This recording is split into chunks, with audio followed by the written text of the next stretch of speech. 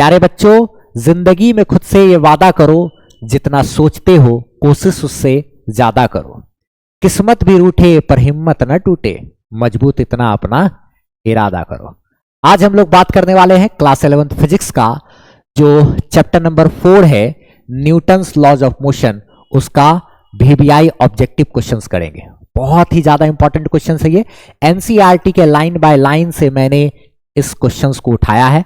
चलिए हम लोग स्टार्ट करते हैं, बात करते हैं। इसका पीडीएफ नोट्स आप हमारे वेबसाइट पर भी ले सकते हैं। वेबसाइट का ये नाम है, ठीक है। इसको आप गूगल पे सर्च कर लीजिएगा, आराम से मिल जाएगा आपको। चलिए, पहला क्वेश्चन हमारे सामने है कि an object of mass m is moving with velocity v then its momentum is. अगर कोई ऑब्जेक्ट है जिसका मास है m और वो v वेलोसिटी से चल रहा है तो उसका मोमेंटम क्या होगा? mv। मोमेंटम का फॉर्मूला होता है mass into velocity. Rate of change of momentum with respect to time is called क्या? फोर्स। न्यूटन का सेकंड लॉ ही तो है, मोमेंटम में बदलाव का दर समय के साथ, वो क्या कहलाता है? फोर्स कहलाता है। Rate of change of momentum with respect to time is force according to Newton second law. हाँ, फोर्स बराबर क्या होता है? DP by dt। Rate of change of momentum with respect to time, momentum के equation को time के respect में differentiate करेंगे तो हमको क्या मिलेगा? फोर्स मिलेगा। चलिए फटाफट से हम लोग आगे बढ़ते हैं अगले क्वेश्चन की। एक न्यूटन क्या चीज होता है? एक न्यूटन बराबर होता है 10 टू द पावर 5 डाइन। एक न्यूटन बराबर 10 टू द पावर 5 डाइन। चलिए अगले क्वेश्चन की ओर बढ़ते हैं। एक न्यूटन इज इक्वल टू, अरे केजी मीटर सेकंड, ये सब क्या है? देखो जरा सा बात करते हैं हम लोग जानते हैं एक न्यूटन, अच्छा एफ बराबर ma हमने पढ़ा है। फोर्स बराबर क्या होता है? मास इंटू एक्सेलरेशन, है ना? फोर्स बराबर मास इंटू एक्सेलरेशन।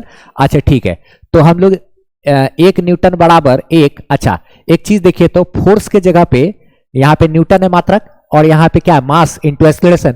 मास के लिए हम लोग क्या इस्तेमाल कर सकते हैं? केजी, और एक्सेलरेशन के लिए मीटर पर सेकंड स्क्वायर। इसको जरा अच्छे से लिख दे, एक केजी मीटर सेकंड का पावर नीचे से ऊपर जाएगा -2, तो ये क्या हो जाएगा? एक केजी मीटर सेकंड का पावर -2।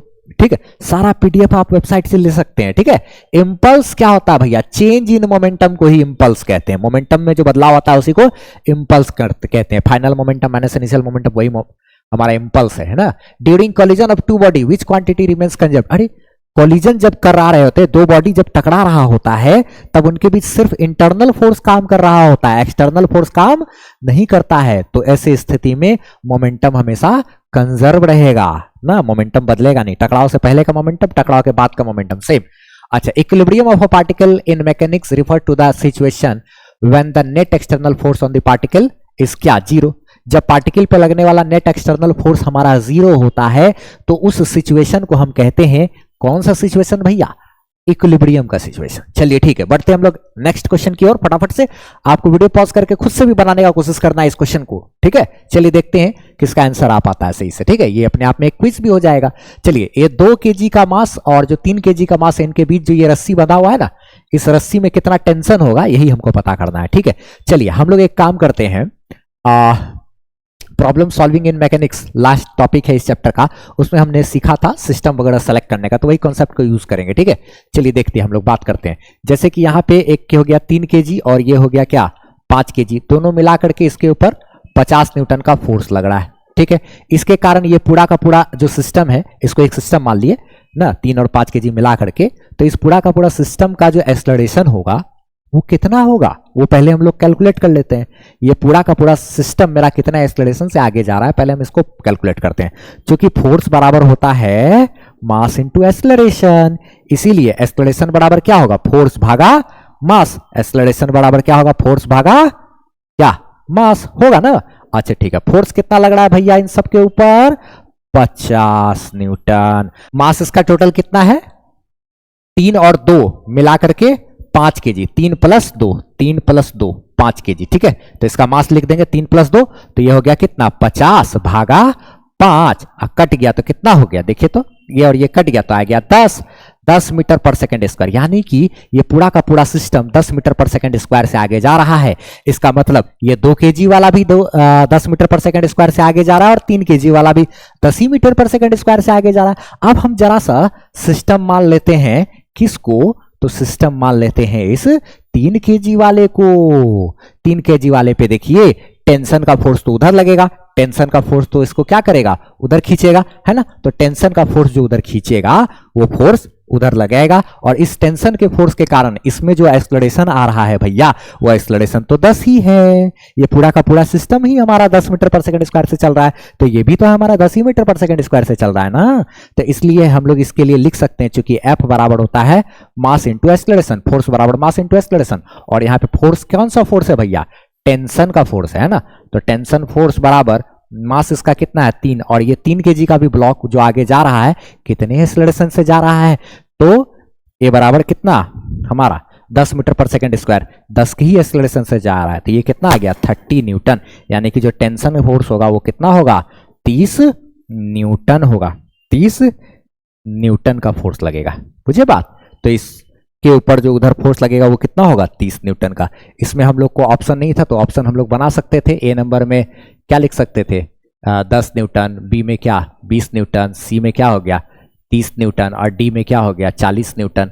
तो हमारा क्या हो जाता सी इसका आंसर हो जाता है कि नहीं। चलिए अगले क्वेश्चन की ओर बढ़ते हैं। ऐसा यूनिट ऑफ स्प्रिंग कांस्टेंट के, स्प्रिंग कांस्टेंट के का ऐसा यूनिट, तो देखिए स्प्रिंग फोर्स बराबर फॉर्मूला होता है माइनस के एक्स। अच्छा ठीक है, तो यहाँ पे स्प्रिंग कांस्टेंट इस के को बोलते हैं, ठीक, ये इधर डिवाइड में आ जाएगा स्प्रिंग फोर्स और डिवाइडेड बाय एक्स, यानी कि कितना हमने खींचा है, कितना लंबाई हमने खींचा है वही है क्या एक्स, इधर क्या है भैया के। अच्छा इसी स्प्रिंग कांस्टेंट के का हमको क्या चाहिए यूनिट चाहिए, तो फोर्स के लिए हम लोग क्या इस्तेमाल करेंगे, ऊपर में है न्यूटन, ये तो कितना खींचे हैं लंबाई है ना, तो बट्टे में क्या मीटर, तो न्यूटन पर मीटर इसका क्या हो जाएगा यूनिट हो जाएगा, न्यूटन पर मीटर इसका यूनिट हो जाएगा।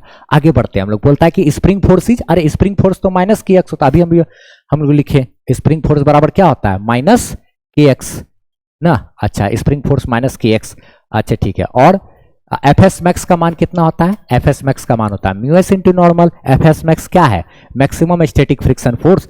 अगर हम लोग किसी ऑब्जेक्ट को चलाना चाहते हैं तो हमको कम से कम कितना फोर्स लगाना पड़ेगा इसको चलाने के लिए, या फिर इन दोनों सरफेस के बीच अधिकतम जो स्टैटिक फ्रिक्शन फोर्स काम कर सकता है उसी को कहते हैं एफ एस मैक्स, जिसका दूसरा नाम लिमिटिंग फ्रिक्शन भी है। ये सब चीज पढ़ा हुआ है टॉपिक ना, मैंने वीडियो लेक्चर में पढ़ाया हुआ है, प्लेलिस्ट पे होम पेज पे आप जाकर के देख सकते हैं सारा क्लास का लेक्चर वगैरह। What is the normal force in the given figure, इस गिवन फिगर में नॉर्मल फोर्स की बात करें अगर हम लोग, तो देखिए भैया इस पे इधर की तरफ क्या लगता है एम जी साइन थीटा ना, इधर फोर्स लगता है एम जी, ये थीटा, ये भी हमारा थीटा होता है, इधर होता है क्या नॉर्मल, ये सब चीज आपने पढ़ा होगा ना। एम जी तो इधर एम जी साइन थीटा, इधर एम जी कॉस थीटा ना। Concept of inclined plane by M Anwar लिख करके आप सर्च करेंगे यूट्यूब पे तो आपको हमारा वीडियो मिलेगा इंक्लाइंड प्लेन के कॉन्सेप्ट का, उसमें सब कुछ मैंने अच्छे तरीके से समझाया हुआ है, ठीक है। तो यहाँ पर हम लोग का जो नॉर्मल फोर्स है वो किसके बराबर, एम जी कॉस थीटा के बराबर होता है। Concept of inclined plane by M Anwar, अगर आपको ये सब चीज समझ में नहीं आ रहा है तो इसका मतलब आपका कॉन्सेप्ट क्लियर नहीं है अच्छे से, ठीक है। चलिए यहाँ पे हम लोग एक बात करते हैं, ये M1 यहाँ पे एक सिस्टम दिया हुआ है, ये M1 है M2 है, इसको पकड़े हुए हैं छोड़ दिए, तो ये ऑब्जेक्ट नीचे गिरेगा ये ऊपर उठेगा, क्योंकि M1 का मास ज्यादा है M2 से, तो ये नीचे गिरेगा ये ऊपर उठेगा। तो यहाँ पे पूछ रहा है सवाल में कि एक्सेलरेशन कितना होगा, यानी कितना एक्सेलरेशन से ये नीचे गिरेगा, जितना से ये नीचे गिरेगा उतने से ये ऊपर उठेगा ना, तो यही एक्सेलरेशन हमको बताना है। तो एक्सेलरेशन का जो फॉर्मूला होता है भैया इस केस में वो होता है m1 minus m2 by m1 plus m2 into g. अगर पूछता टेंशन कितना होगा धागा में रस्सी में, तो 2m1 m2 by m1 plus m2 into जी, ये करते हैं हम लोग, बुझे बात, ये सब चीज का बात हो जाता है, ठीक है। चलिए आगे बढ़ते हैं हम लोग इसी में, ठीक है। तो टेंशन तो हमको पूछा नहीं है, हमको तो पूछा है क्या एक्सेलरेशन, तो एक्सेलरेशन का फॉर्मूला हम लोग क्या यूज करेंगे m1 minus m2 by m1 plus m2 into क्या कर देंगे जी कर देंगे, m1 minus m2 by m1 plus m2 into g कर देंगे, ठीक है।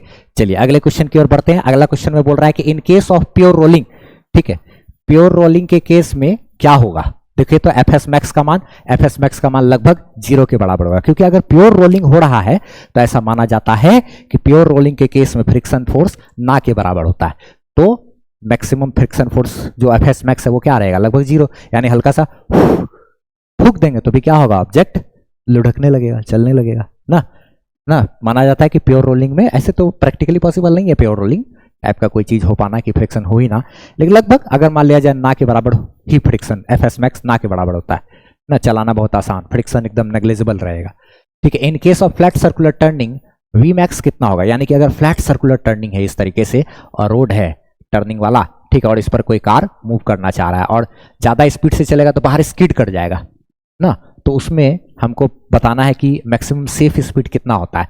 तो मैक्सिमम सेफ स्पीड होता है mu S root under mu S R G. Mu S क्या है, जो कार चल रहा है उसका टायर और रोड के बीच का coefficient of static friction force. R क्या है भाई, ये रेडियस है, टर्निंग रेडियस, और जी का मान तो 9.8 आप लोग जानते ही है, ठीक है। ये सब चीज हो गया ना। पीडीएफ आप हमारे नोट्स से ले सकते हैं, और भी बहुत सारा नोट्स वोट्स सब कुछ हम दिए हुए हैं अपने वेबसाइट पे, हाँ, वहां से भी आप ले सकते हैं। इंग्लिश मीडियम, हिंदी मीडियम, सब कुछ का है, 11 12 सब कुछ के लिए सारा सब्जेक्ट वगैरह का मिल जाएगा आपको, हाँ।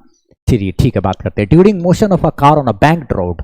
बैंक्ड रोड पर मैक्सिमम स्पीड का फॉर्मूला ये होता है, क्या होता है, ये पावर में 1/2 का मतलब क्या हुआ है, ये टोटल के ऊपर रूट लिखा हुआ है ना।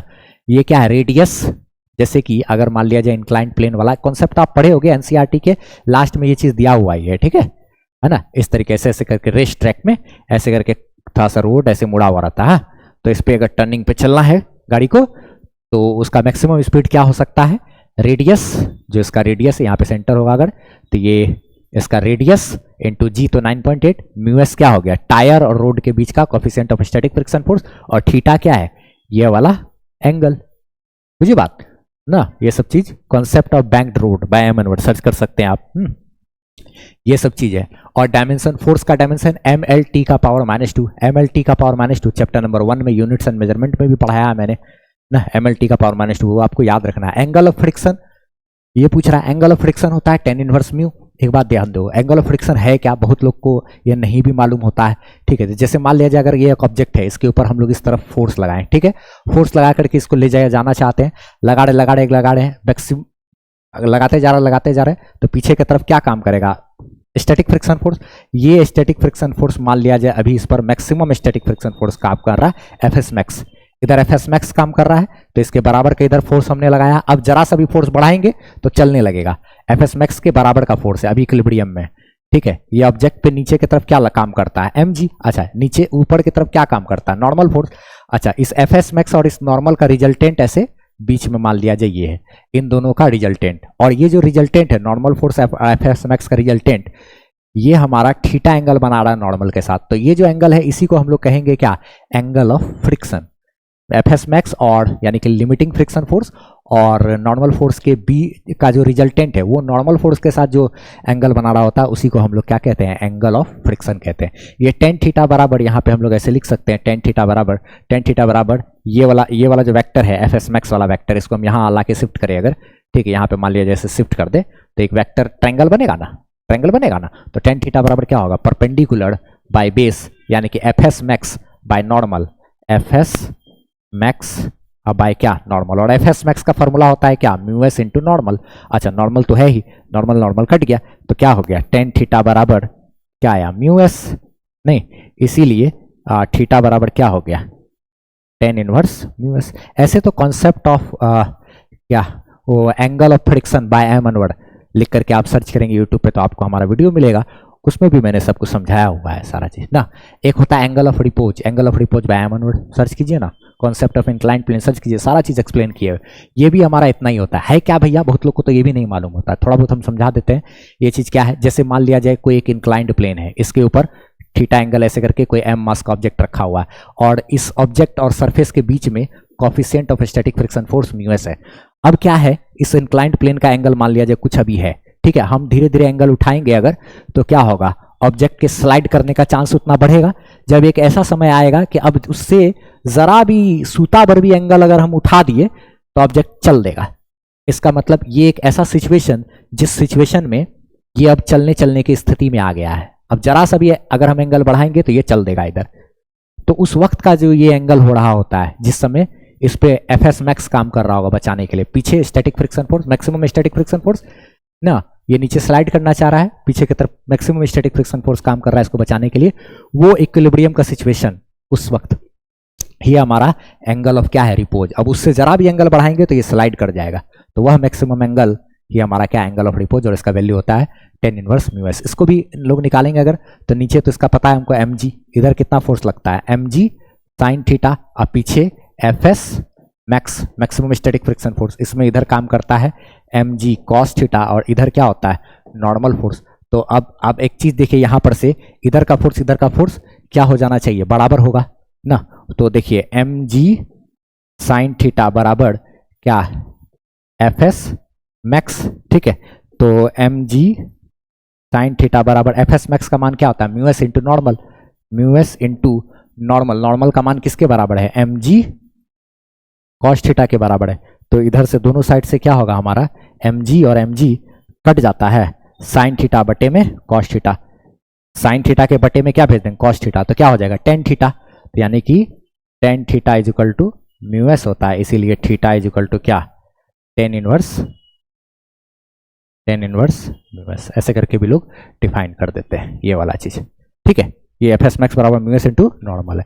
तो ये इस तरीके से हम लोगों ने इतना कुछ क्वेश्चंस वगैरह सब किया है। उम्मीद करते हैं कि आपको ये वीडियो पसंद आया होगा, ठीक है। अपने दोस्तों में इसे शेयर जरूर करना है। हमारे चैनल का होम पेज देखिए, वहां से आप हमारा थ्योरी लेक्चर वगैरह पढ़ाई कर सकते हैं, एनसीईआरटी का सारा सॉल्यूशन देख सकते हैं। आप हमारे वेबसाइट से पीडीएफ नोट्स किसी भी सब्जेक्ट वगैरह का, साइंस वाले अगर आप बच्चे हैं तो कहीं का भी ले सकते हैं, चैप्टर वाइज सब कुछ मिल जाएगा, ठीक है। और आप हमारा जो व्हाट्सअप चैनल है उसको आप फॉलो कर लीजिए। इंस्टाग्राम पर भी फिजिक्स बाय मनोज के नाम से आप मुझे फॉलो कर सकते हैं, पेज को इंस्टाग्राम फेसबुक पर।